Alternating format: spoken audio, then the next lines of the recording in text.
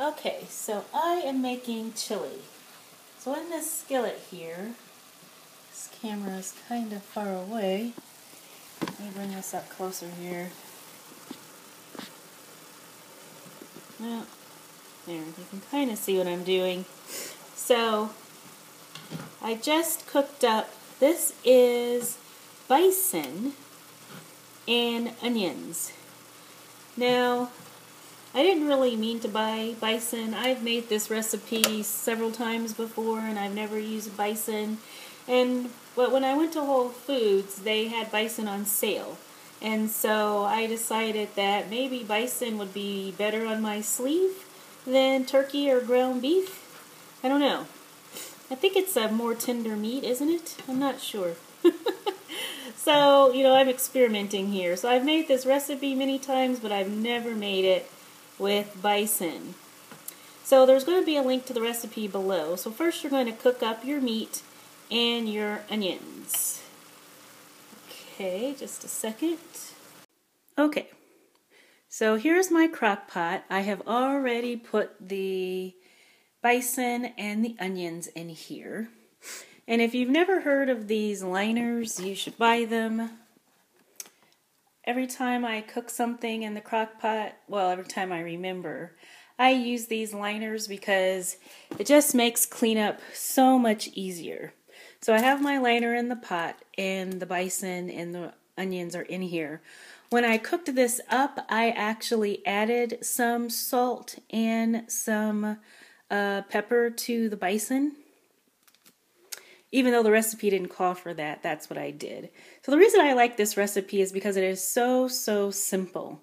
The only thing you need is garlic salt. And the recipe calls for 2 cans of kidney beans, but I really don't like kidney beans. So I use black beans because they're good for you and they kind of fade into the chili. You can't taste them at all, but you're getting the fiber of the beans. This is tomato sauce. Now the recipe calls for 2.5 cups. I'm just using 2 cups.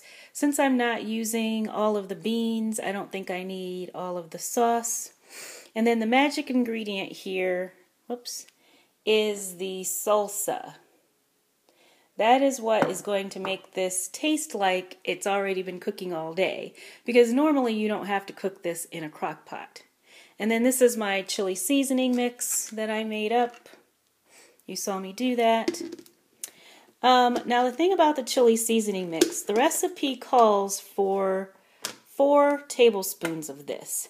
So it's up to you, but most of the time the 4 tablespoons refers to the commercial mixes and they have fillers in them. So when you use your own mix, you can use less. Now, I've never made this chili with this seasoning mix, so I don't know. I'm going to use 3 tablespoons instead of 4, and we'll see how it turns out. So, let me see if I can, prop this up. Okay, so I'm just going to put everything in the crock pot. 1/2 teaspoon of this garlic salt. Then my seasoning mix that I made. So I'm going to use 1, 2, 3 tablespoons because this is 2 pounds of meat. And then toss in the beans.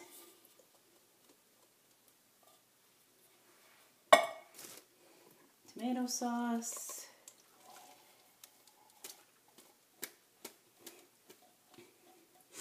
Now I don't like my chili particularly hot, but I do like it to have some taste. And so that's why I usually buy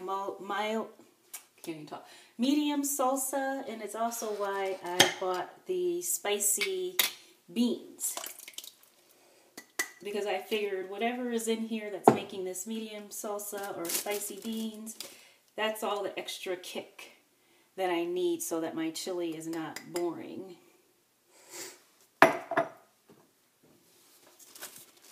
Okay, so I'm just going to stir all of this up in here.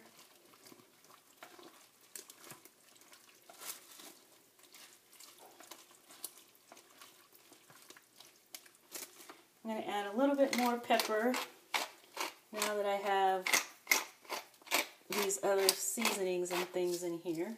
Because my seasoning mix didn't have pepper in it. So, everything is all mixed together. I'm going to cook this on high for 4 hours.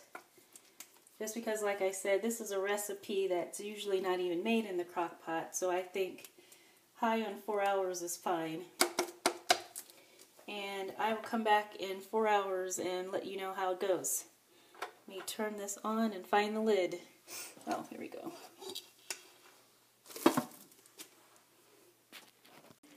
Okay, so the chili is done. It's been cooking for 4 hours. Look how delicious it looks. Yummy, yummy. So now what I'm going to do is I need to figure out how many servings this is. I already put the recipe in my FitnessPal using the exact same ingredients that I purchased because I always take time to read the labels and I choose the products that have the least amount of carbs. So I'm kind of anal like that. I want to know exactly how many carbs are in my chili. So what I do is I am going to spoon the chili into this container, and then I'm going to weigh this whole container so that I can see how much chili I have here. And I've decided that a serving is going to be 3 ounces. Or I keep changing my mind whether it's going to be 2.5 ounces or 3 ounces. It's going to be one of those. And then, so then I'll figure out how many servings that is and put it in my FitnessPal. For the week, I am going to, use these little containers to put my 3 ounces in, or my 2.5 ounces, whichever one I decide to go with. And then the rest of the chili will go in the freezer in this container here. Sorry. I'm not doing very good with this thing tonight. So yes, I am very happy. I tasted this chili and it is fantastic. So make sure that you try out this recipe because it's a really good recipe. I will also put the stats down below as to what the nutritional information is for my chili. But just remember, yours might be a little bit different depending on what products you use. Bye.